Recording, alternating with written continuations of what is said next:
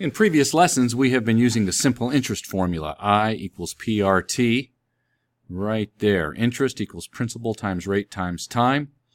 And we've been using this to calculate how banks earn their money by charging you interest using that formula. And banks may also pay you interest.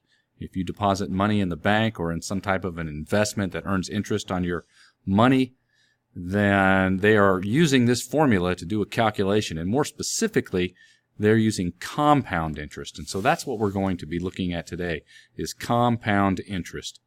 And so, real simply, compound interest is taking the addition of the interest that you have earned on a principal amount and adding it to that principal, and then repeat the interest calculation. So to compound means to repeat. There's various definitions of compound, but in this case we're talking about repeating the simple interest calculation by adding back the interest amount on top of the original amount and do the calculation again. So let's do some examples to make it a little easier to understand here. So we will be using the same formula, I equals PRT. And so I've put this workbook together for you. And you'll also notice that there's some comments. If you point to them, that'll give you a little refresher on what these terms mean. There's principal, rate, and time. And then we've got a couple new ones. And so let's start with period. Now, when it comes to compounding interest, we need to know how many compounding periods that we're going to be using. And when we talk about a compounding period, we're talking about the number of times that we repeat the simple interest formula, I equals PRT, how many times that we do it. So these here are periods, not necessarily years. They could be years, but they could be months, could be days, could be quarters, could be semi-annually, twice a year. So, for example, if these periods were yearly, then we would, and we were going to compound interest for 3 years, then we would use I equals PRT 3 times. But if we were doing it quarterly, 4 times a year, then we would have to compound 4 periods. So that would mean we would be using the I equals PRT 4 times. And 4 times then, this would actually be 1 year.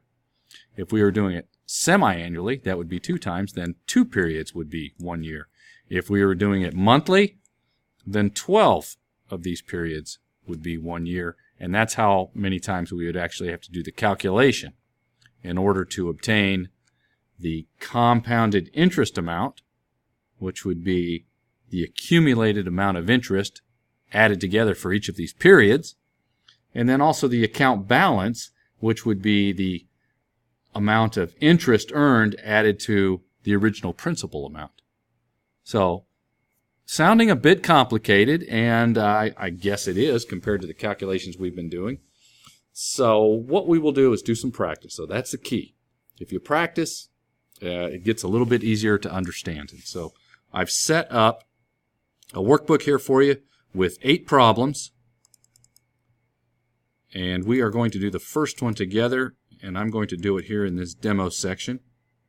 So you can go ahead and go to Schoology and bring up this workbook, Compound Interest Student, and you will see it there at the Schoology site. And so go ahead and pause the video, bring that up, and save it to your Dropbox, and then we will continue. All right, so step 1. Let's take a look at what's being asked of us here. Problem 1, principal. Rate, time, and compounded amounts here. Let's see our compounding periods. So find the interest. Here's interest.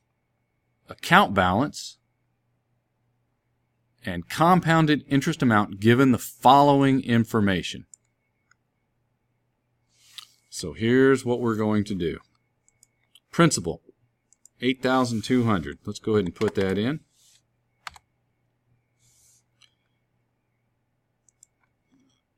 And I'm going to format that as currency right there.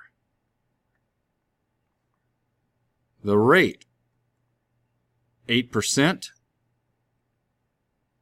And the time is 2 years compounded annually. Okay, so because we are compounding in years, we can go ahead and put in the 8%. I'm going to put that in as 0.08, decimal value of 8%. And remember, this is always based on 1 year. So if we're compounding by the year, then we can go ahead and use the full 8% because that is an annual interest rate. And then our time in the first compounding period is going to be 1 year. And because we're compounding annually, we're going to have to compound it 2 times in order to obtain the account balance and compounded interest amount. And once again, that account balance is simply called, sometimes called maturity value. It's the principal plus the interest. Principal plus the interest. And this goes back to one of our earlier interest assignments. I think it was interest assignment B. So here we go. First of all, we're going to apply the simple interest formula. Equal sign. Remember, I equals PRT. So there's P times R times T.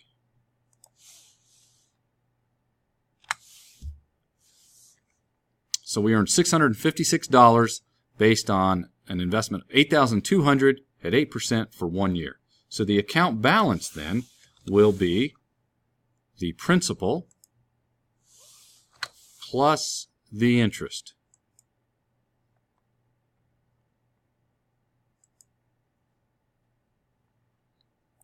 Compounded interest amount so far to date will simply be the amount of interest we earned in the first period. So we'll just click on it. Equal sign and click on that value.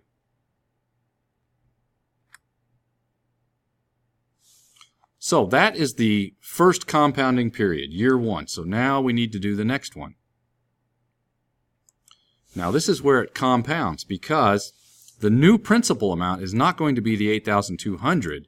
Remember our definition, the addition of interest to the principal and then repeat the interest calculation. So this is our new principal amount right here. So what we can do is just simply type the equal sign, and we want that balance to be our new principal.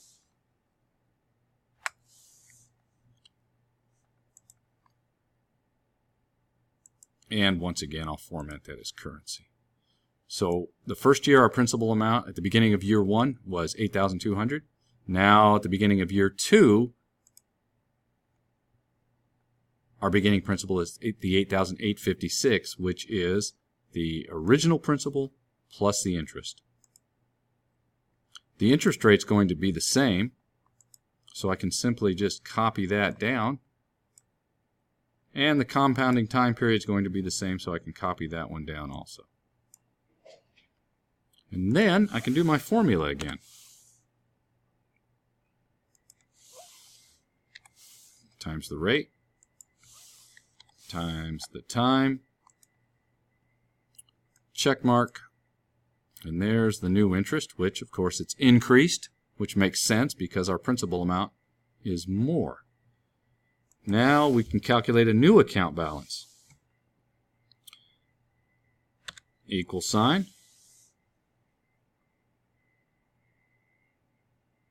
principal plus the new interest.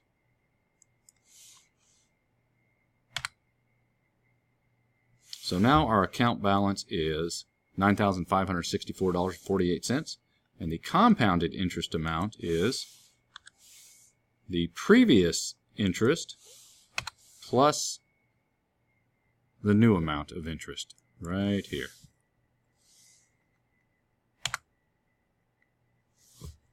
And so then the answer to this problem is, we go back to the question, find the interest, account balance, and compounded interest amount given the following. So based on these values,